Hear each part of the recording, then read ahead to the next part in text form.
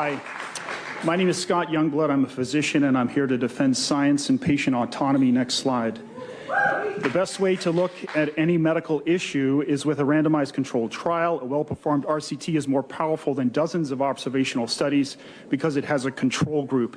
That's what Pfizer did to evaluate its vaccine to get an EUA. It had 44,000 patients, two large groups, essentially equal in all respects, except one group gets the vaccine and the other group gets the placebo. Next slide. Everyone has heard that the study showed excellent vaccine efficacy with a lower rate of symptomatic infections over 6 months. Next slide. It was also great in preventing severe COVID cases. These patients are really sick. You have a high heart rate, respiratory failure, renal, hepatic, neurologic dysfunction, ICU admission, and death. There was only one case of this in the vaccine group and 30 cases in the placebo group. Next slide. But what hasn't been talked about is the increased adverse events for the vaccine. Total adverse events twice as high, related adverse events 4 times as high, severe adverse events twice as high. Essentially, those are hospitalizations, heart attacks, strokes, myopericarditis, Guillain-Barré, etc. All of these differences were highly statistically significant. Next slide. And the endpoint that we should all care about the most, which is all-cause mortality, this is the great endpoint because it ends all of this silly arguments about what caused the death. Was it the vaccine, the virus, or something else? You just total up the deaths, and at the end of 6 months, you look at them. And in this study, 15 patients died in the vaccine group versus 14 in the placebo group. And then the patients were unblinded and allowed to cross over if they had gotten placebo and wanted the vaccine. 5 additional patients who got the vaccine died, but none who remained in the placebo group died. This mortality difference is not statistically significant. It doesn't prove anything other than scientifically one cannot say that this vaccine saves lives. Next slide. And this raises the big question, if the vaccine is so effective against the virus, preventing infections and severe COVID, then why didn't it save lives at the height of the pandemic against the Alpha variant? The most likely answer is that the risks of this vaccine essentially canceled out any COVID benefit from the vaccine. Regardless, there was no death benefit. Next slide. And that really is the big problem with this obsessive fixation on COVID infections and death. Is it the vaccinated or the unvaccinated that misses half the problem? The adverse events and deaths from the vaccine. If you survive the vaccine, you will probably be better off when you meet the virus, especially early on, but at what cost? Indeed, the Taiwan Department of Health states right now that slightly more people have died from the COVID vaccines this year than the virus itself. Next slide. The problem is the alpha spike protein, which all the vaccines make. It's a toxin in and of itself. It binds to your ACE2 receptors around your body, which are critical in regulating blood pressure, clotting, immune system. Having spike in your body attacking these receptors is a big problem. Next slide. We've been told not to trust VAERS, but it is the only database available. All the COVID vaccines were also granted EUAs with the requirements removed for ethics boards, data safety monitoring boards, or critical event committees. All of these are customary for anything on an EUA. We are, for some reason, intentionally flying blind.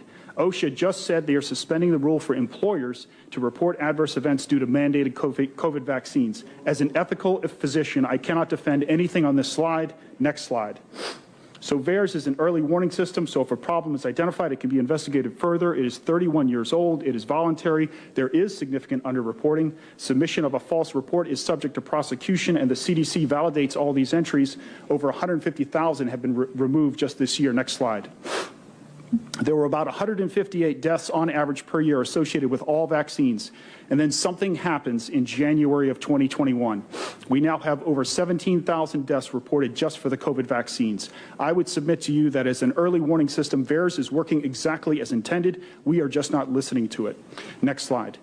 Nearly 40% of these deaths occur within 48 hours of the shot. It is not until day 40 or so that the death rates return to baseline. If there was no relation, you would see that the low baseline on the right of the graph would be all the way over to the left. Something is happening at day 0 to cause these deaths, and it's pretty obvious what that is. Next slide.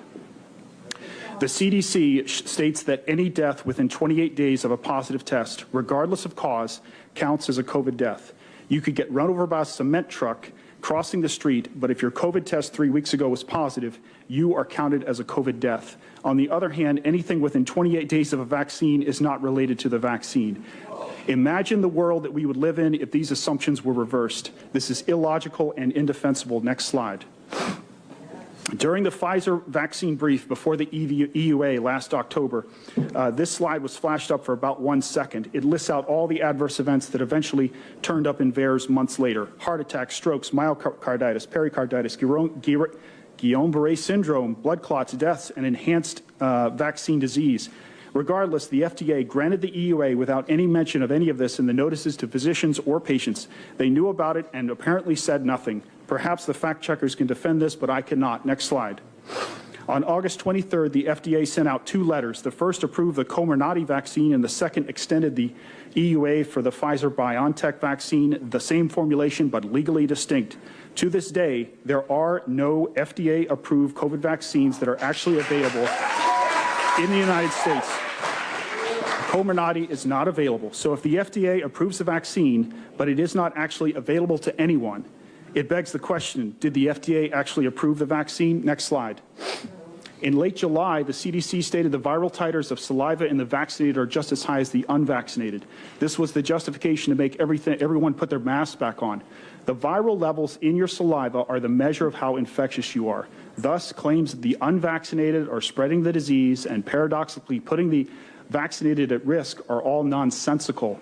This fact alone destroys the infectious spread justification for vaccine mandates. Next slide. In the age of Delta, vaccines do not meaningfully reduce transmission or stop infections. They do not reduce overall medical resource utilization, as we showed.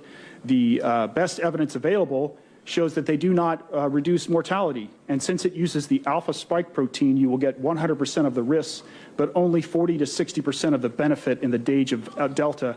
The virus has moved on. The vaccines produce narrow immunity that encourages new variants. Their efficacy wanes after 6 to 8 months. And for COVID survivors, it likely produces no long-term benefit, and they are known to have a 2 to 6 times higher rate of adverse events. Likely no benefit, just harm. Having said all of this, they may offer a personal health benefit to these vaccines, but that analysis needs to be individualized. Next slide. The bottom line is that this issue is really complicated. The decision for COVID vaccination should be left up to the patient in consultation with their doctor. There is no medical or scientific justification for COVID vaccine mandates by a government or employers. Thank you.